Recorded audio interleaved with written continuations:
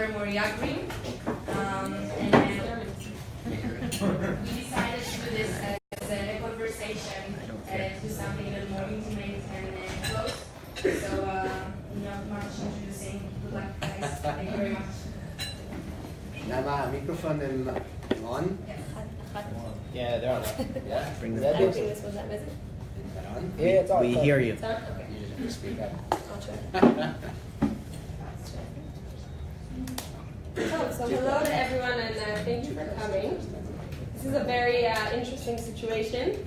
Interviewing my dad. It doesn't happen every day. So it will be less, I guess, of an interview and a little more intimate, like Nama said, more of a conversation. So I actually was there for a lot of this experience, my dad walking the Israel Trail. So it's nice to kind of hear his perspective about his experience after everything is done, after the book is written. So I think we're going to start just with general facts about the trail, how long it was, how long it took you, where to where it goes. I think, first of all, I want to thank you, Moriyah, for agreeing to do this. It's relatively public exposure, as it were, which wouldn't necessarily be your choice. Now, could I ask you to bring me a copy of the book? Also, thank you. This microphone is closer to the microphone.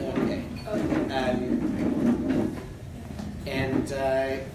We talked a little bit about how we would do this, and we figured that the first step should be, for those of you who aren't familiar with the trail, I know some of you here may have hiked bits of the trail, some of them, some bits, and some of you actually have never. We're just getting started. Welcome to the latecomers. And the most important. So just a little bit of background about the trail itself. The book has, on its first page, is a map of Israel. And you can see that the Israel Trail is basically a series of trails that wind their way from Kibbutz Dan in the north, on the border with Lebanon, through the upper and lower Galilee, over to the coastal region by Caesarea, Herzliya, Tel Aviv, and then inland, winds its way up in through the hills of Jerusalem, and then down the hills of Jerusalem back to the northern Negev, the central Negev, and down to the south, and ending in Eilat, or as some of us did, starting in Eilat. It's about 1,000 kilometers all told, and it's usually, I would say, usually done by 21-year-olds, not 51-year-olds. Usually done in about 8 weeks or so. There are many people who do it a bit at a time, 2 or 3 days at a time, or just 1 day at a time. I met somebody on the trail that was doing it 1 day a month, and it took them about 5 or 6 years that they were putting it together. What else can I tell you? It's And you actually did it from Eilat, from the south until the center, and then from the north back, so you'll end up at home. That's right. Well, for those of you who don't know or who are interested in more information about the trail itself, there's a guide called the Red Guide, Sefer HaAdom, which is basically Hamadrich HaAdom, which is the accepted guide, even if it's unofficial, to guiding the trail. And Yaakov Saar, who wrote it, had actually recommended for people who hike it around the time I did, which was in the early spring, late winter and early spring, to come from the south and in the center of the country to jump up north so as not to miss the flowering of the spring flowers in the north, because there's a 2 or 3 week window that you have to really enjoy that beauty. And for me, as you said, since we live in Beit Shemesh, in the center of the country, it made perfect sense for me to come as far as near Beit Shemesh and then to jump up north and to head south from Kibbutz Dan, from the border of Lebanon, to end up at home. Right. And it was, I can say from my experience, very special to have him ending up at home. We kind of welcomed him, and he literally walked in to the street and then into the house with his pack and everything by foot, and really ended the Shvil at our doorstep. So what was really the most, I guess, we'll start with the negative and go to the positive. What was the most frightening part of the Shvil? or maybe difficult part of the Shvil? Well, I mean, the truth is there were so many frightening and difficult parts. I don't want to frighten anybody. The Shvil is not dangerous, Miriam. My wife Miriam has promised to hike the Shvil with me at some point. She says she won't do the dangerous parts. Her mother is the one who would want her to. And so there aren't really that many dangerous parts. But one of the frightening things, of course, I did it alone.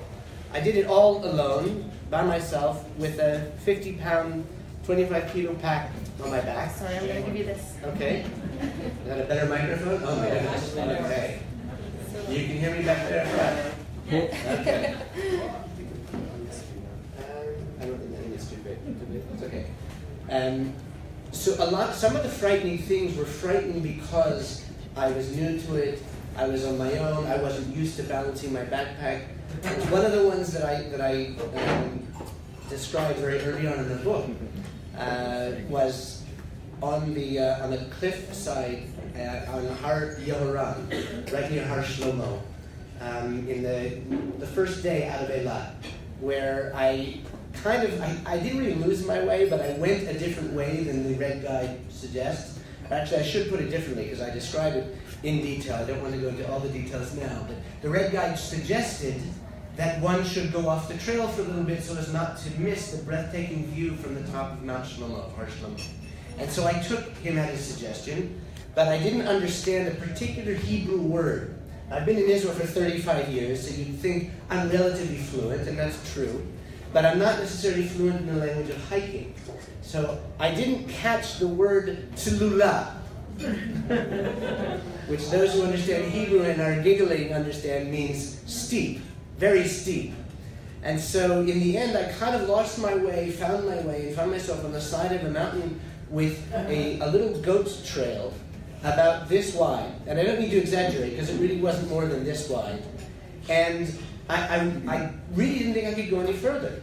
I couldn't turn, because if I turned one way, my pack would hit against the cliffside, and if I turned the other way, I would lose my balance, and I hadn't yet worked out the balance of my backpack, and I felt I would fall. So I literally sat down, and I was going to call 669. I was going to call the emergency services. I was going to call my son Yonatan, who's somewhere photographing us from behind, randomly. But in the end, I got my wits together. It's one of the issues I relate to in the book. So, I mean, that was frightening. I don't know if I would say it was dangerous. Another example I'll give you that I also obviously read about in the book is it was hard. I'm an experienced day hiker and even backpacker, but not trekker in the sense of an ongoing trek like this. There were certain things where I miscalculated. So at one point, walking through Yar Yatir, through Yar Meitar, through the Yatir forest, which then extends into the Meitar forest, I had miscalculated how long and how difficult it would be. I thought it was all downhill. First of all, downhill with a 25-kilo pack on your back is also a bit slow going. And it was just longer than I anticipated, and I ended up hiking into the night.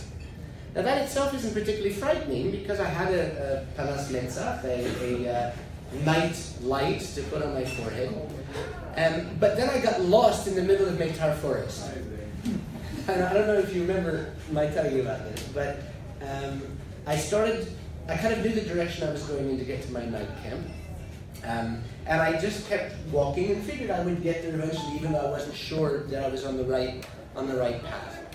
And I saw this pair of eyes, this red pair of eyes, in front of me and to the left, about, say, as far as Danny Reamer is from me, maybe 5 meters.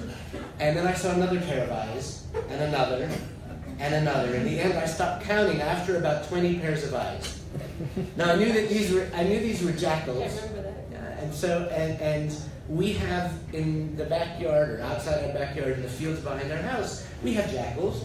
We hear them howling at nighttime sometimes, but it's not frightening because they're not even necessarily in your backyard.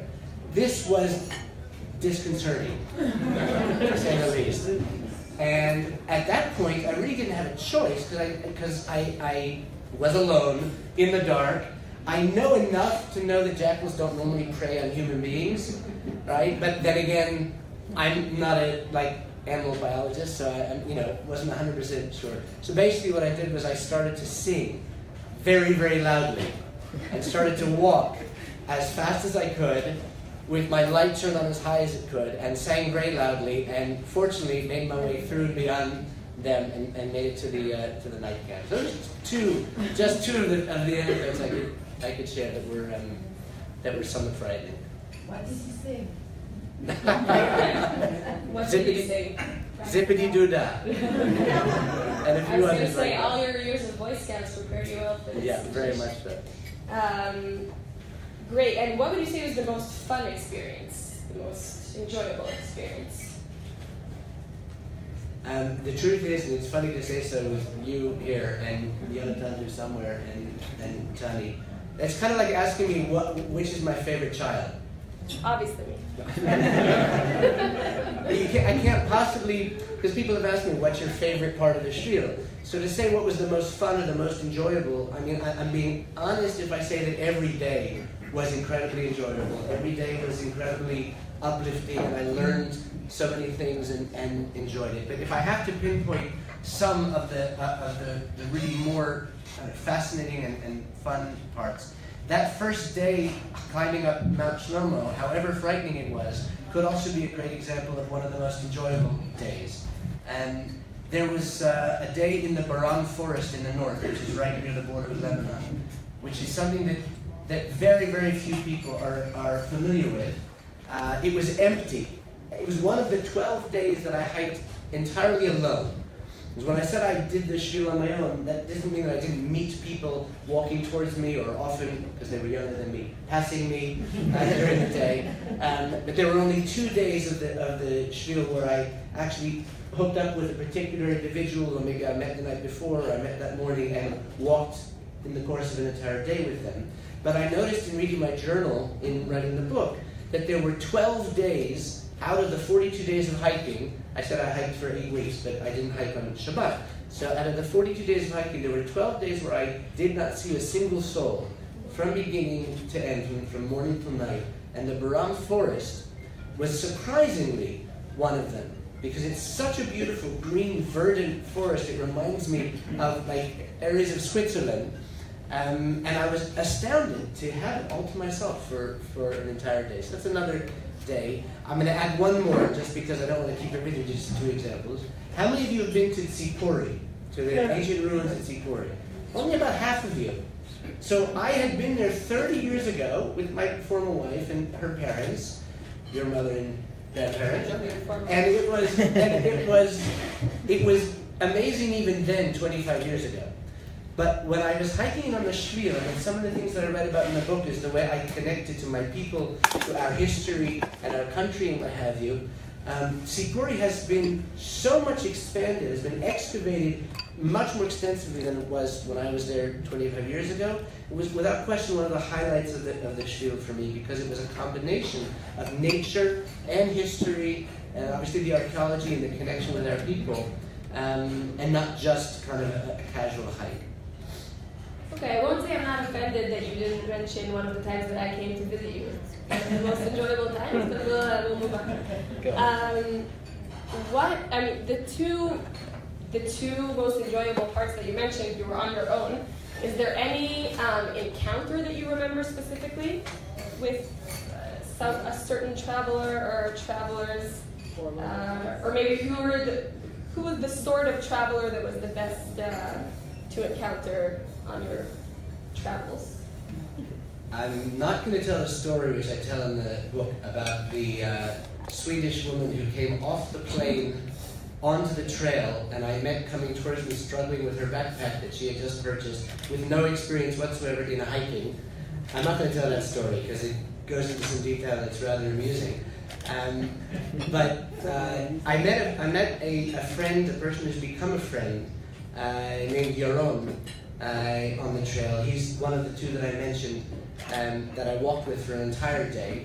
He was doing the trail in a great way. He was walking every day of the trail, and his father, who had taken some time off work, was driving from the place that they would camp to the next place they would camp. So he didn't have to carry a backpack. And his father met him at the end of the day, and they made a lovely dinner, and they had a big breakfast and what have you. And in fact, we had agreed the evening before we had met, and we ended up making camp together with his father and a few others. And we'd agreed we'd walk the next day together. And as we were about to set out, Yaron looked at me and he said, "Why don't you leave your pack with my father and then pick it up at the end of the day?" And I said, no, I don't want to do that. That would be like cheating, exactly. That would be like betraying the purity of the hike and the trail. That lasted about a half a millisecond. I said to myself, "What are you, an idiot?" It was amazing giving him my entire backpack and having this little day pack to carry. And that was, Yaron was a wonderful companion for that day. And partially that's because I think this is true for friends that we met, whether we've known them for years or whether we've just met them. With some people you just click, but more than clicking, we were hiking together in a way where sometimes we would be walking together and sometimes we'd give each other space. And sometimes we'd talk and sometimes we would just walk quietly together. And we connected such. He also was going through some life-changing transitions, leaving his job and trying to figure out things for himself. So we had a lot to talk about transitions in life and moving on after various different traumatic events. And it was so much so that we actually arranged to meet up again, because he was continuing going north, and as you described, I jumped up to the north and started coming south, and we ended up, which I describe also in the book, of course, one of the other highlights of the trip was meeting up with Yaron in the forest, in the Hadera forest, and literally meeting up with an old friend who was a new friend, but like an old friend on the way. He was one of the more special people I met. Yeah, I really remember him. So there are a lot of trails in the world like this, longer and maybe even more impressive. What would you say is especially special about Shvil Yisrael? I'm going to answer that in two parts. One which I think you meant, and one which you probably didn't mean. So one part of it I think is the most obvious. And obviously, I'm sorry to keep saying that, I read about this in the book. I called it My Israel Trail, not only because it was my experience, but because one of the elements of hiking the trail was reconnecting with our people, with our history, with our state, with our land. And there's no question, the Appalachian Trail is beautiful. There are other hikes, treks in Nepal. There's the Pilgrim's Trail in Spain and Portugal. There's, of course, Yosemite. As a bit of a side comment, the decision that I took to hike the Israel Trail was taken when Moriyah and I together reached the summit of Half Dome, which is a huge granite mountain in Yosemite, if you're not familiar with, which is a tremendously difficult physical, psychological, emotional challenge to do. And when we got to the top, and Moriyah was crying, and I was crying, and we couldn't believe we did it, I actually turned to her and I said, "Okay, I'm going to hike the Israel Trail," now that we had done this. And I, at the same time, decided to never do anything like that again. That's the difference between. So one of the aspects, without question, that makes the Israel Trail absolutely unique, aside from its physical beauty and the challenge, and the marvels of in such a small country having desert and sea and mountains and green forests and what have you, is the fact that it's Israel. This is the land of our forefathers. And you can be Jewish and connect to it from that perspective. You can be Christian, you can be Muslim, you can be atheist, and still recognize the power of the history that we have here in the land of Israel, in the state of Israel. But I said I was going to answer it in two ways, so I'm going to allow myself to go on, with your permission. There's a second very special thing about the Israel Trail, which is also unique, and you don't find that in any other trail. The Appalachian Trail, I have read, because I read Bill Bryson's A Walk in the Wood. The Appalachian Trail has little huts every 10 or 15 or 20 miles, it doesn't matter, and those huts are three-sided wooden huts, just that, with maybe a mattress or two in it and a broom. And that's it, which is nice to have shelter, and it's normally kept up by volunteers or what have you. The Israel Trail has something called trail angels, Malachei HaShvil. How many of you have heard of Malachei Shvil, or trail angels? Again, about half of you. So I want to share with you a wondrous element of hiking the Israel Trail here in Israel. And Moriyah, you obviously know of this very well because we ourselves became Israel Trails when I came home after hiking it. The Israel Trail Angels, thank you. A trail angel is somebody who opens their home to hikers on the Israel Trail, otherwise known as Shvil Yisrael. Opening their home means giving a bed, a shower, often a warm meal, dinner, breakfast, or what have you. Sometimes offering to do your laundry or to help you resupply. I was amazed at the generosity of individuals and families, kibbutzim and moshavim, that have trail angel rooms that are kept up by volunteers in their kibbutz.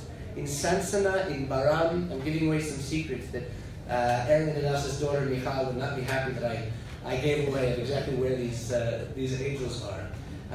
3 times in the course of the trail, I was told by a trail angel, I won't be home, but the key is under the mat or behind the tree or what have you. Go ahead and make yourself at home, take whatever you'd like. You're sleeping in the living room on the futon. One time I was actually asleep in a teeny little apartment, student apartment, students at Tel Chai, which is up at Kibbutz Dafna. And they came in while I was asleep in a futon in the living room. Really amazing institution, I call it, of the trail angels, which makes hiking Shvil Yisrael not just that much more pleasurable and easy and doable, but meaningful as well. Great.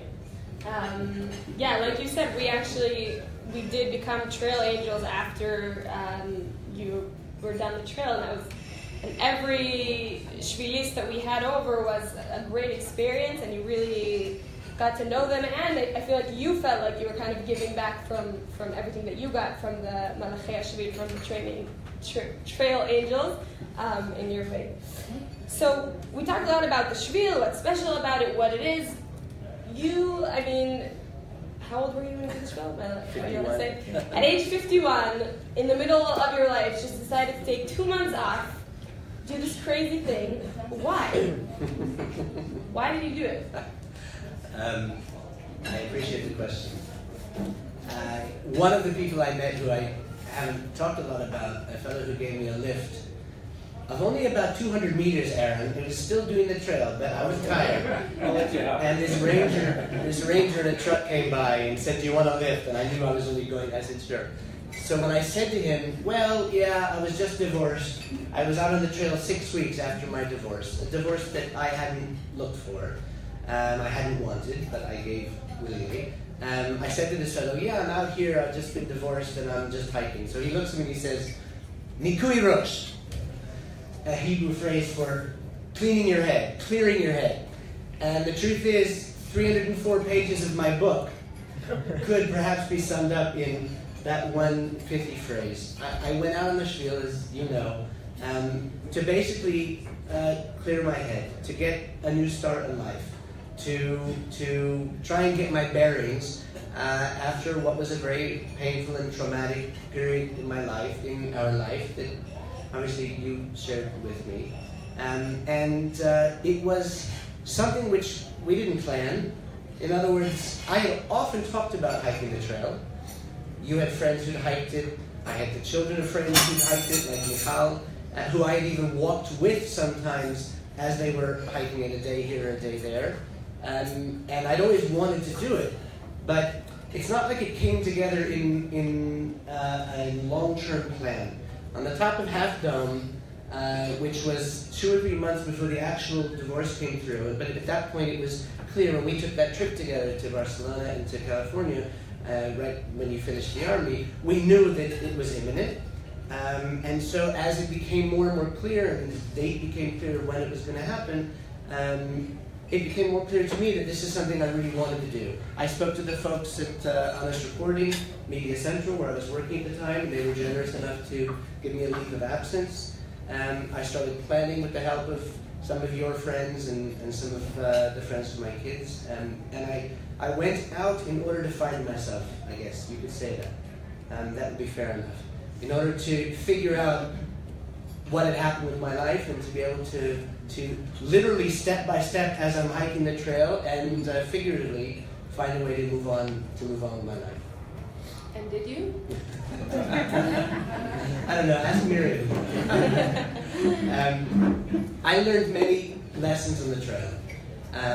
I did move on with my life. And one of the reasons I wrote the book was not only to enable those of you, we were speaking about this earlier, who aren't going to hike the trail, to vicariously walk the trail with me, to enjoy the experience, but without having to get out there and sweat for 42 days, 20 to 30 kilometers a day with a 50-pound pack on your back. Did I mention that I had a 50-pound pack on my back? There were so many things that I learned on the trail that I felt that writing the book was a way to share with others who are facing their own personal challenges, perhaps being fired, or something similar to what happened to me of having a divorce, or other challenges that we all face. That maybe some of the things that I learned on the trail could be applicable to others. And I say that with great humility, because it's not like I came up with some newfangled theory of life. But in fact, that's the first lesson that I learned on the trail, was a sense of humility. When you asked me before what were my most interesting or enjoyable experiences, I couldn't, as I said, every day was enjoyable. I couldn't describe them all.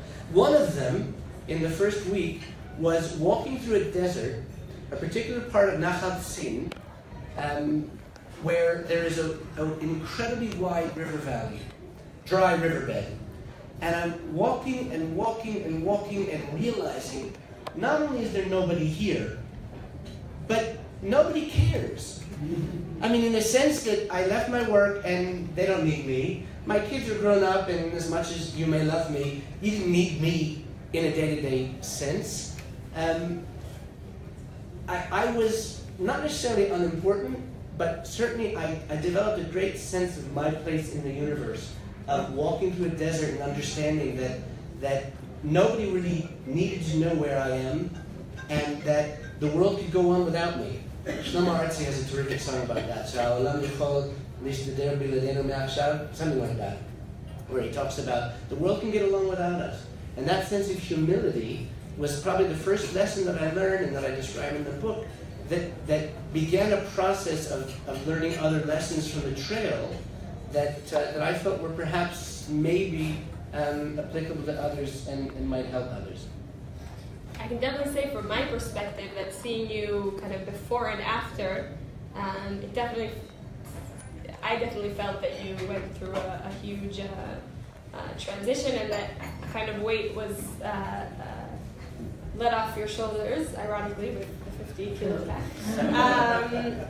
So, who would you say you would recommend this book to? Well, to a certain extent, like I said, other people facing challenges is one audience. People who are interested in Israel and our history and who would like to vicariously walk the land with me would be another audience. And people who care about Israel, even if they're not so much interested in hiking, and people interested in hiking that like a book like Cheryl Strait, Wild, or Bill Bryson's Walk in the Woods, or Eat, Pray, Love, or these other kind of books about treks or travels, it might appeal to. But I can share with you one of the other. It's interesting, you said that you felt like a weight lifted off of me. There's no question, I'm not going through here all of the different lessons that I learned, but the combination of those things that I did learn, like an acceptance, like on that cliffside, of simply accepting the fact, there I am at the cliff, I got to deal with it, ain't nobody going to help me. That was a lesson learned on the trail, which was obviously applicable to me in my life. Aryeh, you're divorced. This is your life. You didn't choose that, but you've got to deal with it. Ain't nobody going to help you. And to a certain extent, that acceptance led to a great sense of gratitude for everything that's good in my life, including my marriage, including my children, including building a faith-based home here in Israel, and the friends and family that I have around me. And the gratitude led to a great level of forgiveness of all those who I had felt had perhaps done me wrong, and forgiveness of myself as well.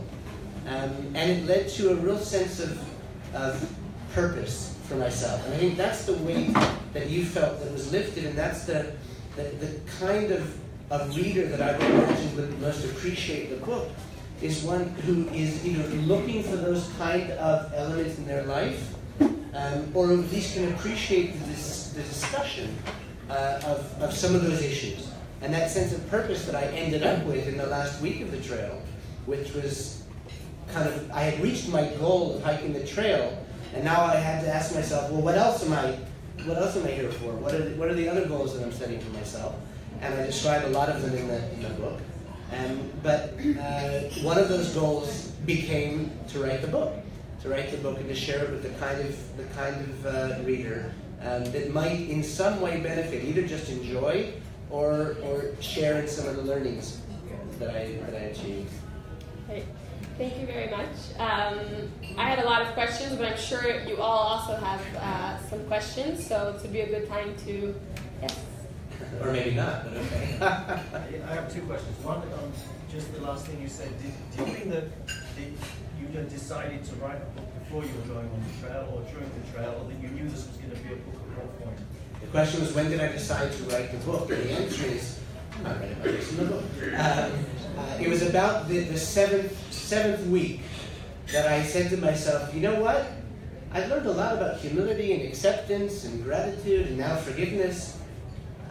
Maybe I should write this up. I was writing in my journal. I never planned on writing a book before the trail, just as I always hoped to hike the trail, but I certainly didn't plan on writing a book about it. It was only as I experienced and gained the benefit of the lessons that I was learning in the actual physical hike that I recognized how applicable they were to my situation, and I thought, you know what?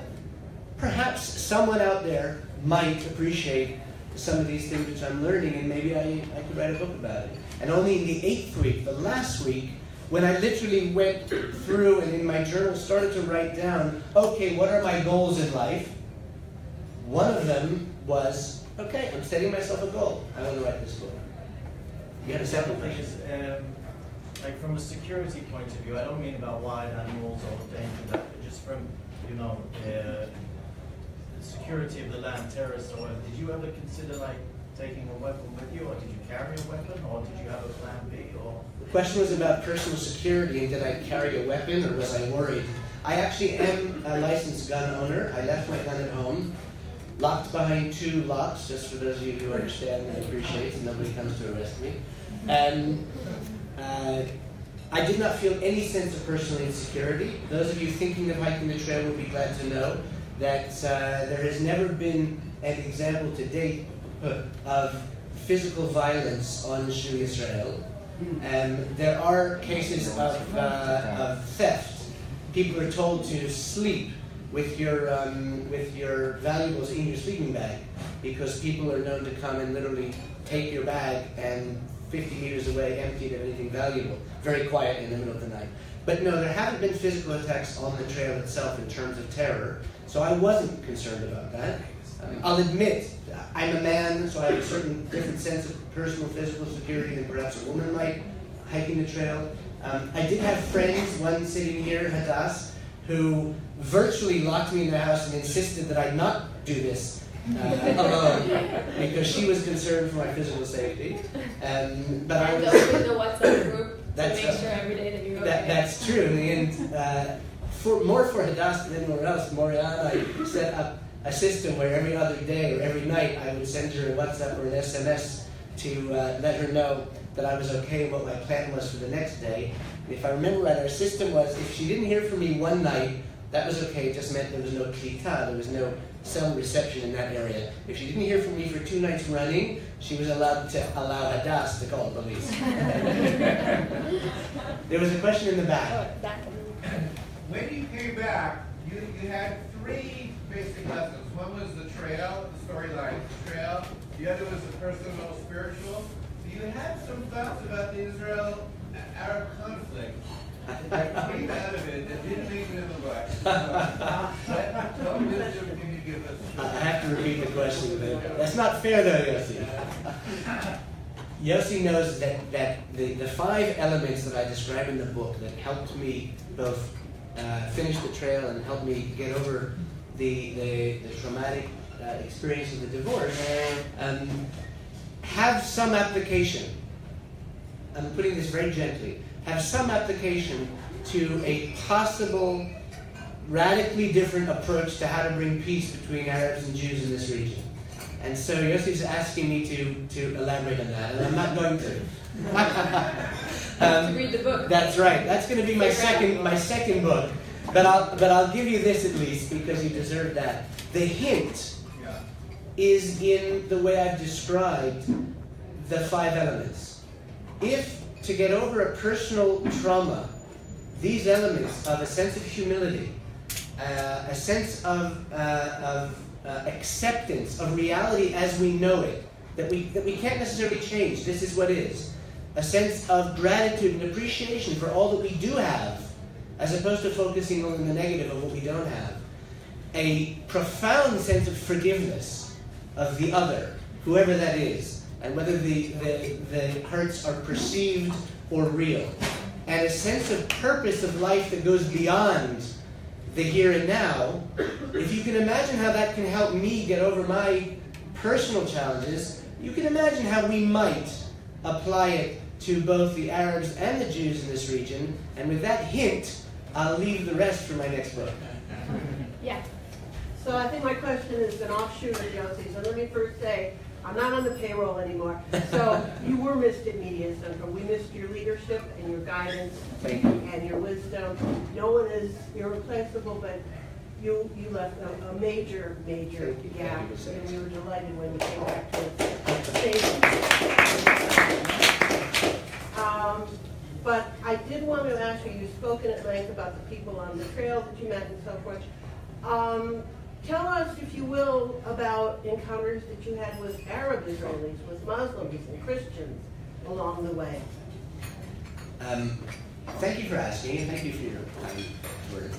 We go way back, Adele and I, and I appreciate your... The truth is, Adele, I didn't meet as many Arabs or Muslims, Christians, or Bedouins as I would have liked. Which is to say, trail angels, for instance, there are a number of Muslim and Christian Arabs who are trail angels, and unfortunately, the way my schedule worked out, I did approach 3 of them, and it just didn't work out. And that's just coincidental. I did have a number of interactions which were very, very pleasurable and meaningful, 1 or 2 which I'll happily describe for you. I had 1 negative interaction, which was very minor, so I won't describe. If you're interested, read the book. I'll tell you what page it's on. The positive interactions included, for instance, walking. Remember that day where I had to walk at night in the Meitar forest? Before I got there, around sundown, I'm walking down the Yatir forest, and I take some pictures and pass a lovely herd of sheep. And then I come across the shepherds who were sitting having coffee. They offered me a cup of coffee. We started to chat and talk, and they had heard of the Israel Trail. They didn't realize how long it was or that people did it all at once. And they, in Hebrew, we were conversing all in Hebrew, they, among many, many others, including other Arabs, Muslims and Christians and others, said to me repeated times, Kol hakavod, more power to you, or good for you. And the interaction was very nice because partially we were talking about why would somebody go and do this? Because you want to feel connected to the land. Well, the Bedouin, of course, have the same feeling of connection to the land, and opposed to political arguments about whose land is it, sharing the appreciation for the land is something that was very pleasurable. That happened, I would say, 4 or 5 times in the course of the trek. One of the other anecdotes I'm happy to share with you is I was in a small town, which of course the name escapes me just now. You can look it up afterwards if you like.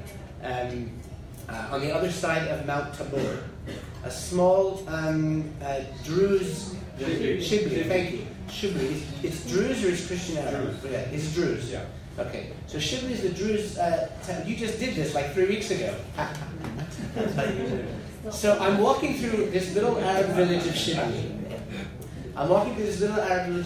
And the Shvil, the trail, goes through villages a number of different times. It's one of those trails that's not just out in the fields and the mountains and the streams. It also goes through a little bit northern Tel Aviv. It goes through a bit of Hadera. It goes through a few other towns and villages as you're walking, and Shibli is one of them. And I stopped in a little makolet, a little store, just to buy a few things. And I bought some coffee, some Druze coffee, which was kosher, which pleased me to no end, and a few other supplies. And as I was buying them, I still had my pack on. I didn't bother taking the pack off. So the 21-year-old or so young woman behind the counter we started to chat in Hebrew, obviously, and she asked what I was doing. And she had heard also of the Shvil, but she really didn't know much about it. She knew that people occasionally walked through. She kind of waxed poetic about how she would love to do that kind of thing, and I started to wax poetic about how she should and she can and she should find some friends. And again, it was very, very nice as a normal interaction between a hiker and a villager, between an old guy and a young woman, between an Arab and a Jew, between a Jew and a Druze, in a way that was obviously indicative of what normal interactions between Arabs and Jews are in this country, as opposed to the highly politicized descriptions that we so often hear about. I'm just going to give one more answer because it's an interesting sidelight to this. On the top of Mount Meron, Har Meron in the Galil, I was waiting for one of my trail angels, one of my real angels, my cousin Chagit, who lives in a little town of Kfar Vradim in the north, who drove over an hour in each direction to pick me up twice. Picked me up, took me home, gave me dinner, did my laundry, gave me resupplies. She was amazing, my cousin Chagit. And I was waiting for about 45 minutes to come pick me up because I'd gotten there earlier this time than I had planned. And I had taken out my guitar. Did I mention that I hiked with a little 3/4 size guitar? I don't think I mentioned that. The part of the north, the second 4 weeks, I hiked with a little guitar in my pack instead of 5 liters of water. Just to make sure that it kept at that 50-pound weight. I didn't want to go under. So I was sitting and playing guitar, and I was singing my usual Simon and Garfunkel songs. And this group of Arab youths, about 40, girls and boys, came upon me. This is a group that had been being given a lecture to, which I had passed by, and their tour guide had waved, and they all turned around and waved to me as I was walking by them, and that was it. So they came up and they started singing with me. Music being an international language, at least if they're semi-popular songs. They asked me to play all sorts of Hebrew songs, modern Hebrew songs, which I had no clue to. We came back to a few James Taylor and Simon and Garfunkel, which they actually didn't know. And then I stopped, one of them took the guitar and started to play, and then one of them asked me what I was doing. So I started to explain. They had never heard of the Israel Trail. And they asked me why. Why is there an Israel Trail, and why would I want to walk this trail? When I started talking about the Jewish people, our ancient connection to our ancestral homeland, they had no clue. This group of 14 and 15-year-old Israelis, you're not talking about anti-Israel Iranian Muslims or Saudi Arabians or those Syrians or Lebanese who define themselves as our enemies. We're talking about Israeli citizens from the south of the country who had no idea that the Jewish people had been sovereign here for over 1,000 years, that we were dispersed, that we came back, etc. You can imagine the way the conversation went, and I could see in the interactions, they were fascinated.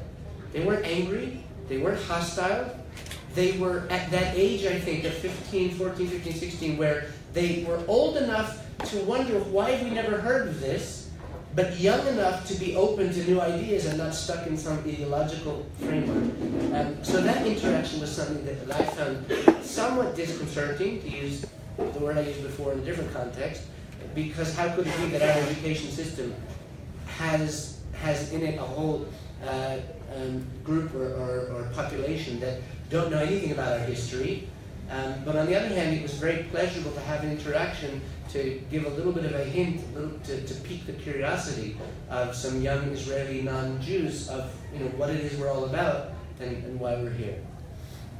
Was your T-shirt a conversation?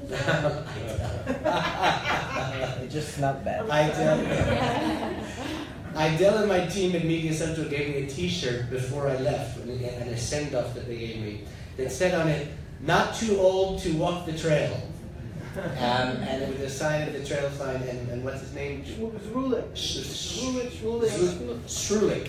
a traditional Israeli comic character. What Idell didn't know, and the team didn't know, is that I wore it every day of the trail. I did, seriously. I wore it every single day. I did wash it every few days when I could, but it just became a thing, and that was it. And it's now, yes, my children are rolling their eyes. It is framed in my house on the wall. Alongside the shoes that he used to wash the trail. Alongside the shoes. Right above my bed. I'm not timing us. I would like Moriyah and you, or Yonatan, you to tell us, or Namar for you to tell us when we should wrap up. Are there any other questions from the group? Yeah. In our day-to-day lives, we have a feeling that I need this, I must have this, I can't do without this thing. But my friends who have done the Appalachian Trail or Pacific Crest Trail, after 4 or 5 months on the trail, they go like, you know what, I need a lot less than what I thought I need. I really can get by much, much less and still be perfectly safe and happy and have a good life. Has this happened to you over the 8 weeks that you were on the trail? There's absolutely no question.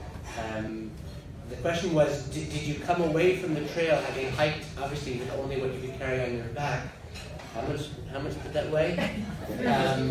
Did I come away with a feeling that you need relatively little in life? And the answer, of course, is yes. I don't think it's possible to hike for more than 2 days. You can hike for 2 days with a pack on your back and go home and not feel like you've missed anything.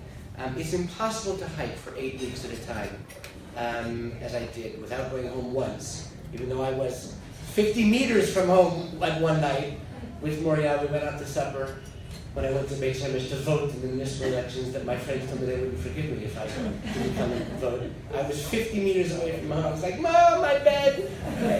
But there's no question you can't possibly come away with it without recognizing how little we really do need, how little physically we need in terms of the physical comforts. I slept terribly in the tent with the mattress, which didn't always work properly, a blow-up mattress, and I was cold, but there's no question that I found myself perfectly satisfied because all of you laughed. It is a joke to wear the same shirt for 8 weeks running, but I didn't even think. Okay, you can say, okay, Dad, you're weird. But I didn't think in the end that there was anything weird about it, because you get used to these things. I will say that the issue of not needing started even before the trek, because Aaron and Das's daughter Michal came over. Those of you who've read the book Wild will recognize this. In Wild, Cheryl Strayed's book, it happened while she was on the trail. She met up with somebody who did this for her. I, having read her book a week before going out on the trail, called up my friend Michal, Aaron Das's daughter, who just did the trail, and said, I want you to come over and go through my stuff with me, which she did, and she threw out, I would say, a quarter of the stuff that I was going to take with me. I had 2 books in the pack. She said, you're not going to read. Don't bring any books. She questioned my bringing my Talis and Tefillin, which I ended up bringing because I wanted to bring with me, but she did make me think about that twice. I will admit to you, she told me to take far fewer underwear than I had originally planned. And there are other things that she literally tossed aside there. I wish we had filmed it because it was literally the exact same thing that happened with Cheryl Strayed. And so it's not something I read about a lot in the book, but it's definitely something that I took away from. And I think when Moriyah, when you talk about changes that you saw in me, we all know that I grew up in California and am a relatively laid-back person, as most Californians are. But there's no question that the trail changed me in a number of different ways, and that would be one of them that I haven't really dwelled on. That I became a little bit more accepting, a little bit more modest in my needs in that regard, with regard to the physical kind of comforts of life and what have you. Any other questions? Yes, I have a question.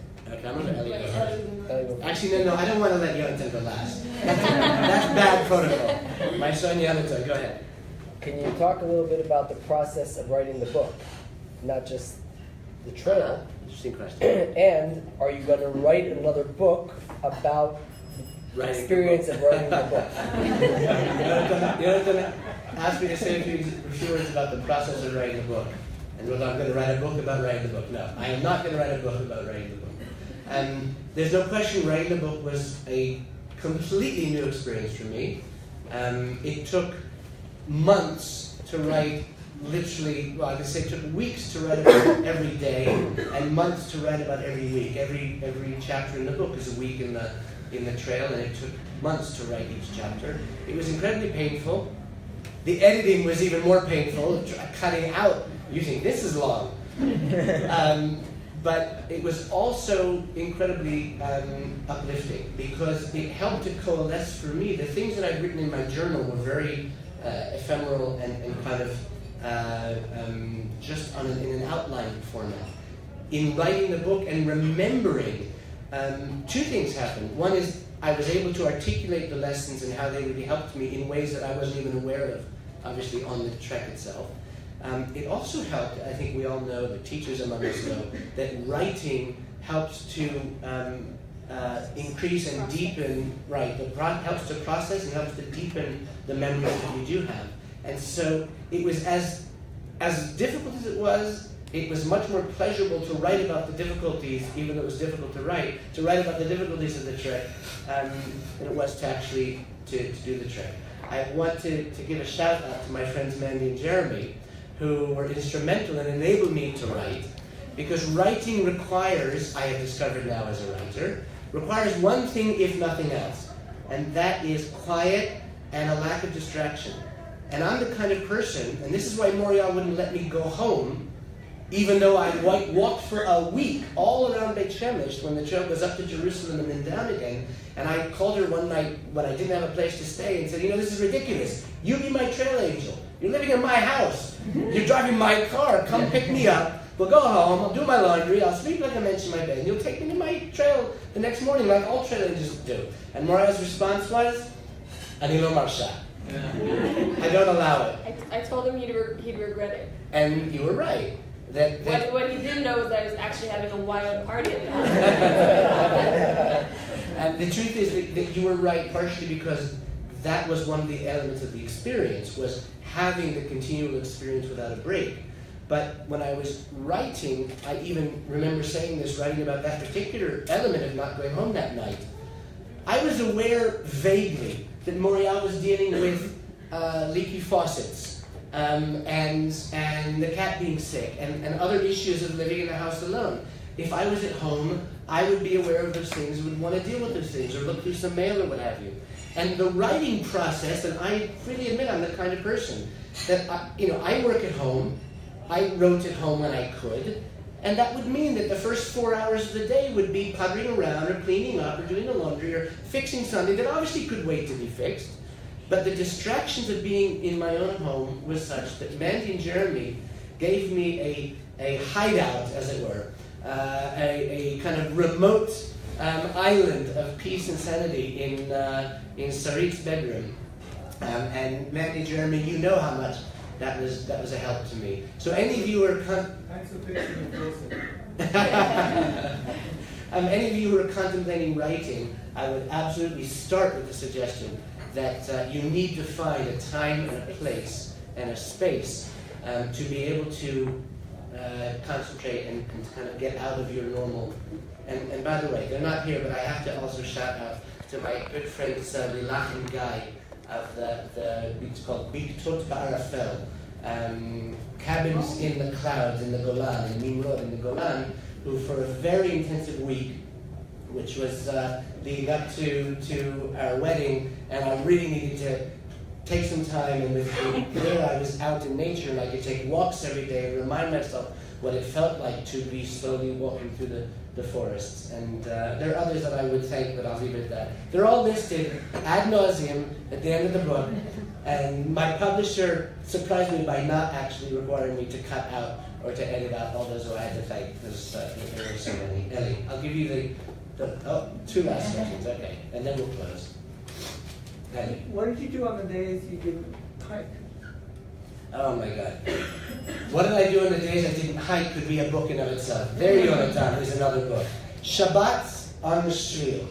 Because the days I didn't hike were Shabbat, and I won't go into the detail, but please feel free to read amazing encounters because all 7 Shabbats I had were phenomenally different and amazing. One was on the beach on my own to see, for those of us who are religiously observant, we don't really know what a beach in Israel is like on Shabbat. It was amazing. It was so full of activity, including people who we wouldn't normally compartmentalize as supposedly religiously observant, singing Shabbos songs around a picnic table on Shabbat on the beach. I had a Shabbat in Dimona with the Black Hebrews, with the the African Jerusalem. I always get it wrong. The African Hebrew Israelites of Jerusalem. Thank you. My good friend Prince Emmanuel, who was my trail angel for that Shabbat, which was a unique experience. I had a lovely Shabbat in Kibbutz Hanaton, which is an egalitarian, unusual, non-denominational Shabbat kibbutz environment, a new kind of a kibbutz where my friends Yaakov and Kalivin and David hosted me for a lovely Shabbat, which included a little roundtable discussion with 20 of their friends about what's it like to hike on the Shvil at Suda Shlishi. But I won't go into the rest of the details. The answer is, by the way, outside of Shabbat. And don't forget the Shabbat at the ashram in the desert. There are certain memories I'm trying not to remember. Moriyah joined me for my first Shabbat in the Shvil at the Ashram B'Midbar, at the desert ashram in Shittim, down in the southern Negev. Let's just say, you don't need to go to... Unique. You don't need to go to India to have the ashram experience with all that entails. Details to be left for later. And the last thing I was going to say is that the truth is there's not a lot of time. When you're hiking between 10 to 12 hours a day, and it takes between a half an hour to make camp and break camp, and by the time you get at sundown or just after into your tent, you almost don't have enough energy to look at the maps for the next day, or to write in your journal, or to prepare a bit of food. More days than not, I would eat cold food because I couldn't be bothered to cook the oatmeal I had for the morning, or the couscous or quinoa that I had for the evening. So the answer is sleep, rest, or try to sleep, is what you do when you're not hiking, you're not on the trail. Nani, we'll give you the last question. So you were going through a life crisis, and you walked this trail, and you gained a lot of insights and a lot of understanding. I was going to ask if you would have gained that same insight had you not been on the trail but took 8 weeks of kind of meditation or something. But you answered that question with some of the other questions, that you learned things by being stuck in certain parts. So I'm going to ask it differently. Would you have gained insight and learned about yourself and learned to be accepting and forgiving, however you grew? Would you have done that had you hiked the trail on your own but not been going through a major upheaval in your life? Gotcha. I think the answer has to be. The question was kind of twofold. Would I have been able to achieve the same insights if I hadn't hiked the trail? That was the second. The first one. What I would have asked, did you answer? Right, that's what we would have asked, but I already answered. And the second part was, would you have reached those insights had you been hiking the trail but not been going through it? But would I have reached those same insights if I hadn't gone through the devastating period of divorce leading up to it? I think the answer is, without question, no and no. In other words, the first part, you're right, I kind of have answered. I have a friend who I sent a picture of me, pictures in here, meditating on a mountaintop. And I sent it to Moshe Spiro, one of my closest friends, who happens to be a psychologist. And I wrote him an SMS with this picture and said, here I am meditating on a mountaintop. And Moshe wrote me back saying, Aryeh, this whole walk is just one long meditation. But I don't think, I did a meditation retreat before that, as we were just beginning the whole process of separating and contemplating divorce. And the meditation retreat was amazing and uplifting, and I learned a lot from it. But the answer to the question is not only no, I wouldn't have gained the same insights if I hadn't been hiking, but no, I don't think there's, unfortunately, I think we understand this in many different ways about our own lives, all of us. There's nobody in this room, there's nobody in the world who hasn't achieved suffering, who hasn't experienced suffering, minor or major suffering. And people who've gone through divorce, lost a loved one, or otherwise recognize that there are things that you learn about yourself and about life, about God, about the universe, about your friends and your family that you only achieve, that you only reach if you've gone through these kind of traumatic experiences. And I don't compare my experience with any others. There are others who've had much more difficult experiences they've gone through. And I talk about this a bit in the book, and it's a good way to end, I think, although I have one last thing to say before we end. I don't know if you want to say any closing remarks. Viktor Frankl, in his book Man's Search for Meaning, which was a very powerful influence for me over many years, talks about the experience of people in the Shoah, people in concentration camps. And he himself talks about it. We ask ourselves, how can anybody have a sense of meaning or purpose living in a concentration camp in the depths of that hell? And he describes, obviously very eloquently, and has developed a whole theory about how people who had a sense of purpose were more likely to succeed and survive and to go on with their life. I don't think I could have reached the sense and the depth of forgiveness, the depth of gratitude that I have for my children, for our life here, having not gone through that experience. That's the truth.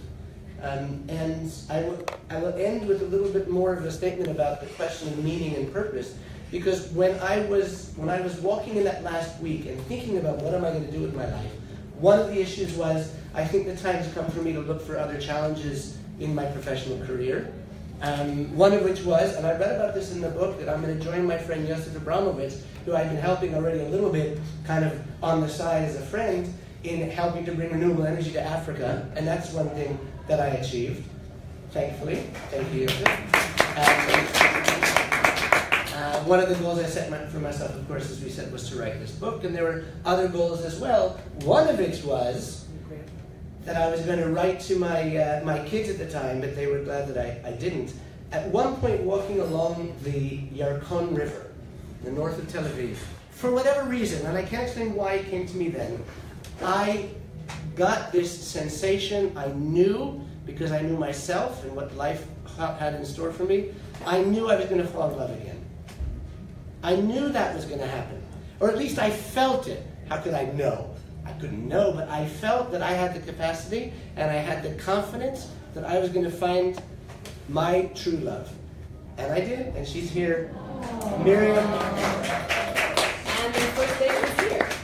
And our first date was at Tmol. So of course our first date was at Tmol. So because you get free coffee. Do I get free coffee now? So just a second, can I just say that I found you. That's why I say I knew I was going to find love, or find love was going to find me. So I'm going to let you have the last word. I just want to thank you, Moriyah, for being willing to join us. Yes, somebody said one of my goals is to be a grandfather, and I guess that's going to happen. Can't take credit for that. No, I'll let Tony and you take credit for that. But I can enjoy it. That's the role of a grandfather. And I want to thank you for agreeing to do this. I don't think that was muvan me'elav, as we say. I want to thank you all for coming. Some of you are old friends. Some of you are new friends. Some of you are friends that I'm happy to make as new friends tonight. I am going to, without any embarrassment, let you know that the book is on sale. There are books at the back on the table there. It's on sale in Steinmatzky's for 79 shekels, but you can get it here for 50 shekels. Wow. Please tell your friends, and thank you very much, all of you, for coming tonight. Moriyah, you can have the last one. You basically summed it up, but thank you very much, everyone. I think it's incredible that you had a goal to walk the trail, and you did it, and you had a goal to write this book, and you did it. I think that's just incredible within itself. Definitely recommended this book. And that's it. Thank you all. Have a great night.